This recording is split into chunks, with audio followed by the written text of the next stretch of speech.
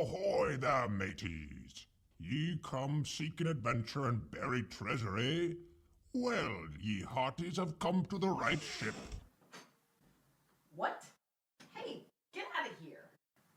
These animatronic pirates always trying to blow up my spot. Anyways, I think what he was trying to say is, you're about to embark on one of the newest rides at Sketchyland. Pyruvates of the Caribbean.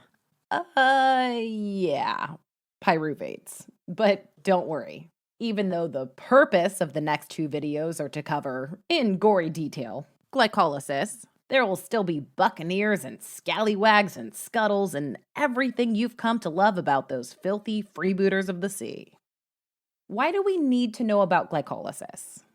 Well, the end product of glycolysis is pyruvate, a 3-carbon molecule that feeds into a number of important pathways depending on energy needs and whether oxygen is present.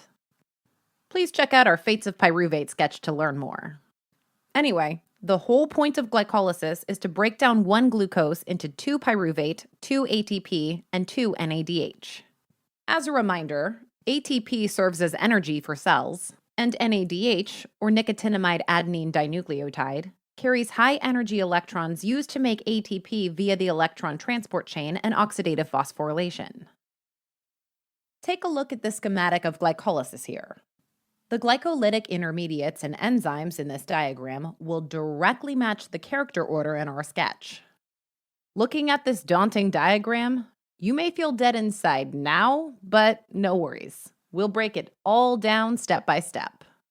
Before we start the ride, turn your attention to that central island. The whole island represents the net equation for glycolysis.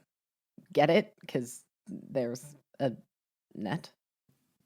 To the left of that suspiciously arrow-shaped shovel, you'll see 1 glucose candy treasure chest, 2 powered-down ADP robo-seagulls, and 2 empty NAD+ bottles. To the right of the shovel arrow are 2 pyruvate pirates, 2 ATP-powered robo-seagulls, 2 full NADH energy drinks, 2 water canteens, and 2 H+ binoculars. These symbols are going to come up throughout our glycolysis duology, so keep your eyes peeled for them.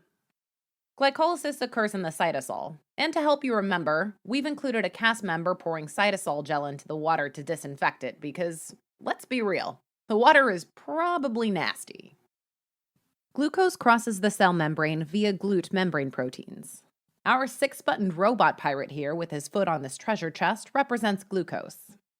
From here on out, any pirate with 6 buttons signifies a 6-carbon molecule. 6 buttons, 6 carbons. Just like 6-carbon glucose. Also notice he's got a gnarly 6 hook. That's to mark carbon number 6. If you look real close, you'll notice the battery slot right beneath. This is going to be important in the very next step, but for now just keep in mind that this glucose pirate's hook arm has an empty battery slot. In order to keep glucose inside the cell and initiate glycolysis, it must be trapped first.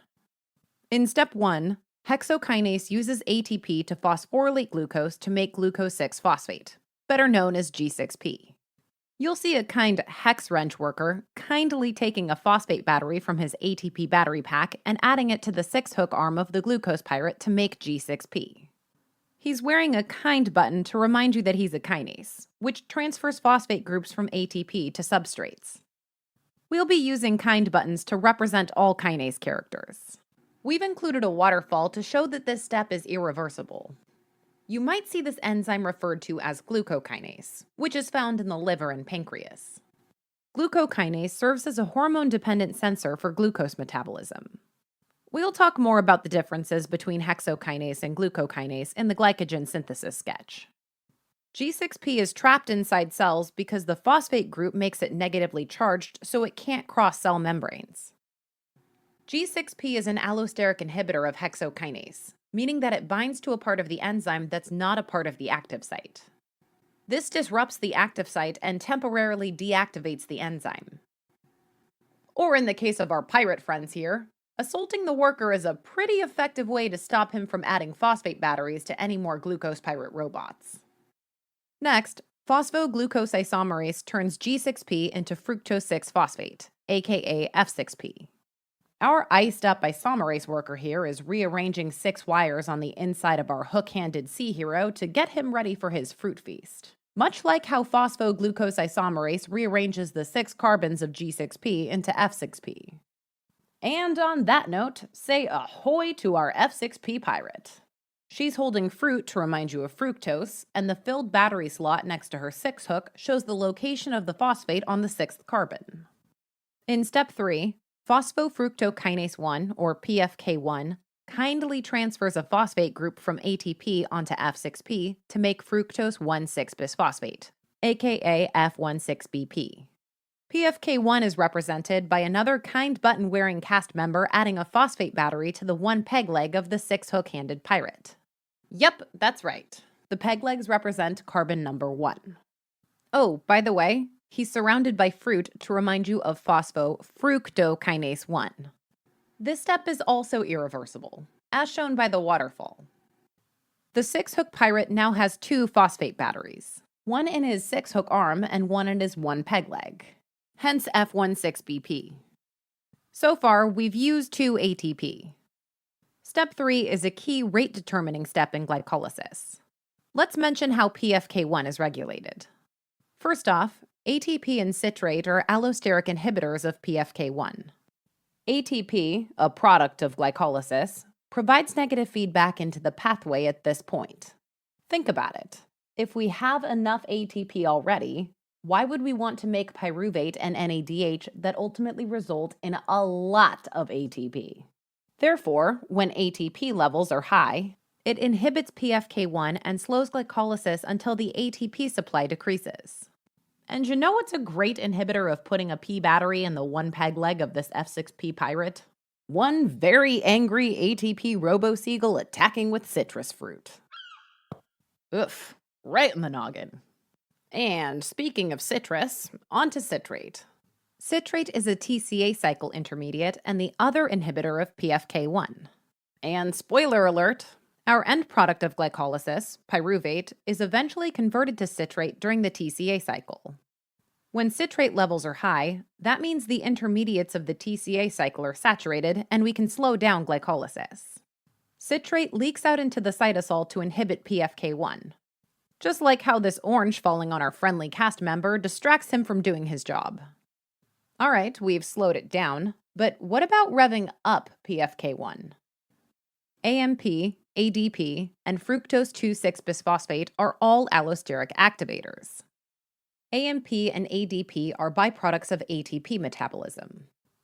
High AMP and ADP levels means that cells don't have enough energy and have used up most of the ATP.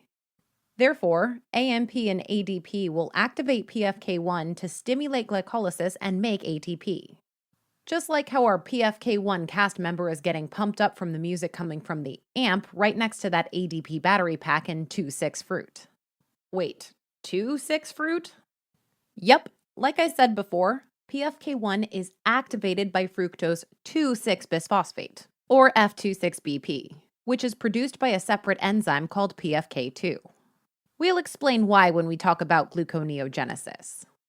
Up until this point, we've dealt with a single 6-carbon molecule of either the glucose or fructose variety, but that's about to change.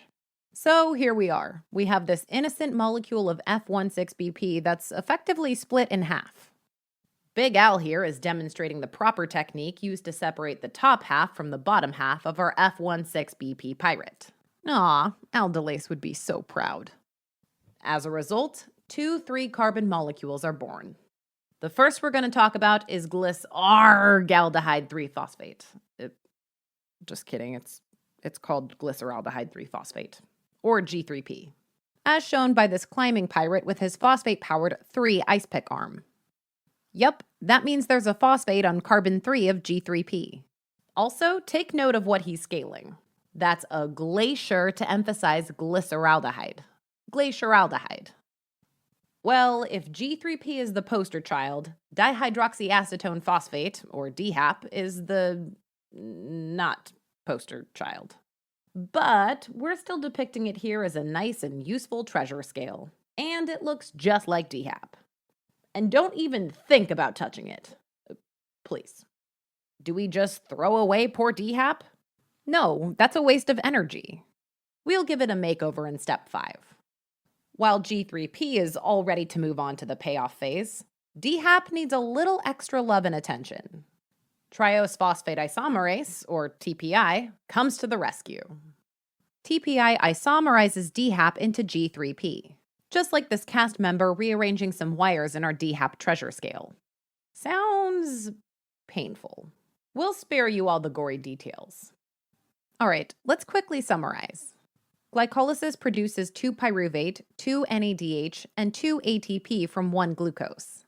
Glycolysis occurs in the cytosol. First, hexokinase irreversibly uses ATP to phosphorylate and trap glucose inside the cell to make G6P.